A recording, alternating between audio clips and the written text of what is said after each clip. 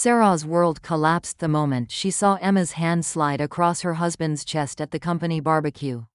What started as an innocent introduction to his new coworker quickly transformed into something that would shatter everything she thought she knew about her marriage. It was supposed to be just another boring corporate event. Sarah had reluctantly agreed to attend Mike's company barbecue, more out of obligation than enthusiasm. After 8 years of marriage, these work functions had become predictable affairs where she'd smile politely at his colleagues while counting the minutes until they could leave. But this time would be different. This time, she'd meet Emma. Mike had mentioned Emma countless times over the past few months.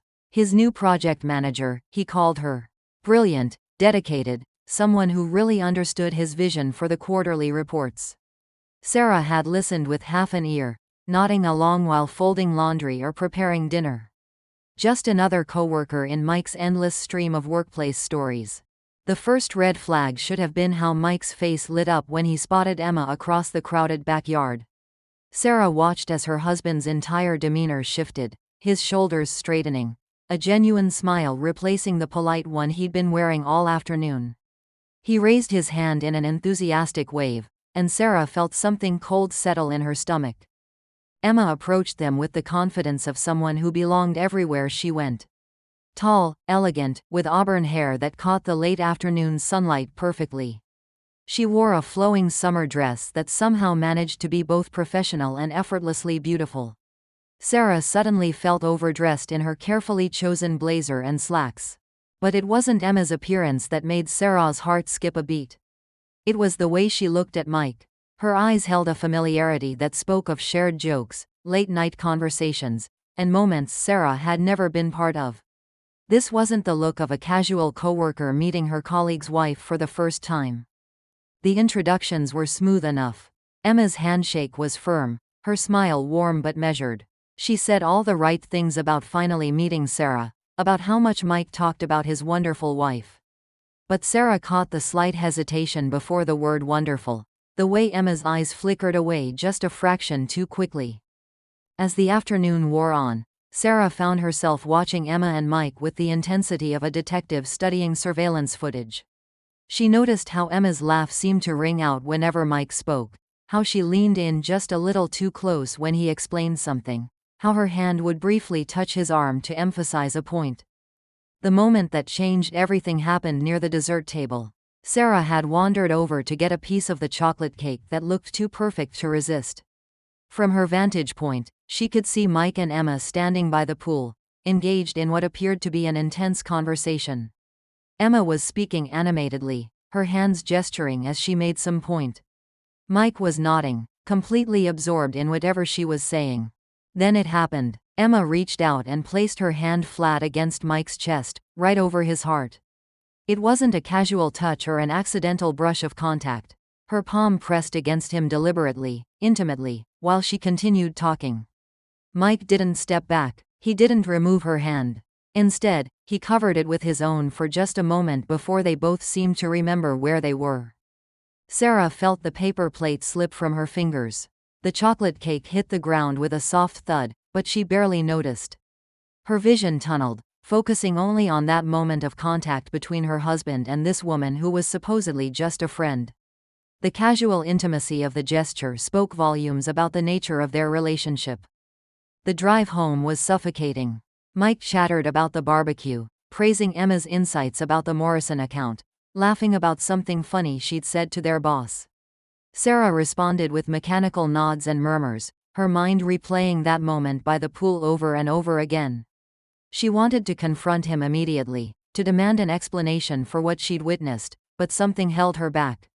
Maybe it was fear of confirmation, or maybe she needed time to process what she'd seen. That night, as Mike slept peacefully beside her, Sarah stared at the ceiling and tried to make sense of the puzzle pieces falling into place. The late nights at the office that had become more frequent. The way he'd started dressing more carefully for work, choosing shirts she'd never seen him pay attention to before. The new cologne, the secretive phone calls he'd take in the other room. Over the next few weeks, Sarah became a woman obsessed. She found herself driving by Mike's office building during lunch hours, hoping to catch a glimpse of him and Emma together. She studied his phone bills, looking for patterns in his calls and texts. She analyzed every word of his work stories, searching for hidden meanings and unspoken truths. The evidence mounted like water behind a dam.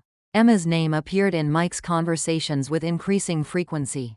He'd mention her opinions on everything from client presentations to restaurant recommendations.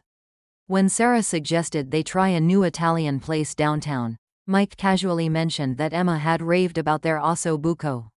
When she asked about his thoughts on the new Netflix series everyone was talking about, he said Emma had recommended it. Emma had somehow inserted herself into every corner of Mike's life, and by extension, into Sarah's marriage. She was the invisible third person in their conversations, the ghost at their dinner table, the shadow that fell across their bed each night. The breaking point came 3 weeks after the barbecue. Sarah had been working late herself, trying to finish a presentation for her own job, when she decided to surprise Mike with dinner at his office.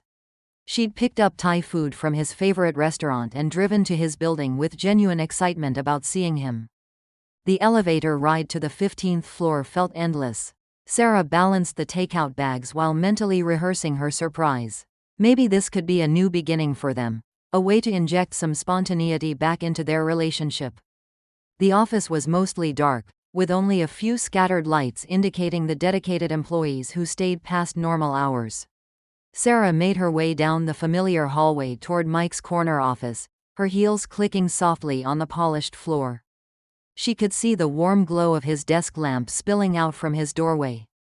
As she got closer, she heard voices. Mike's familiar baritone mixed with a woman's laughter. Emma's laughter. Sarah slowed her approach, something instinctive telling her to be careful. She pressed herself against the wall just outside the doorway and peered around the corner. What she saw confirmed her worst fears and shattered her remaining illusions. Mike and Emma weren't reviewing spreadsheets or discussing quarterly projections. Emma was perched on the edge of Mike's desk, her legs dangling casually while he stood between them. His hands rested on her thighs while she played with his tie, their faces inches apart. They were talking in low, intimate voices, the kind of hushed tones reserved for lovers sharing secrets. Emma's fingers traced along Mike's jawline while he gazed at her with an expression Sarah hadn't seen directed at her in years. It was adoration mixed with desire, the look of a man completely captivated. Sarah watched in horrified fascination as Emma leaned forward and whispered something in Mike's ear that made him chuckle. His response was to pull her closer, eliminating the last inch of space between them. They moved together with the practiced ease of two people who had done this many times before. The Thai food containers slipped from Sarah's numb fingers, hitting the floor with a crash that echoed through the quiet office. Mike and Emma sprang apart like teenagers caught by parents, their faces cycling through shock, guilt, and panic in rapid succession. The confrontation that followed was a blur of accusations, denials, and painful truths. Mike's claims that Emma was just a friend crumbled under the weight of evidence and Sarah's unwavering stare. Emma, to her credit, didn't try to hide behind lies. She simply gathered her things and left, pausing only to tell Sarah she was sorry it had happened this way. In the empty office, surrounded by scattered Thai food and the ruins of her marriage, Sarah finally understood that sometimes the most devastating betrayals come wrapped in the innocent words "just a friend." Sometimes the way someone touches your husband tells you everything you need to know about the lies you've been living.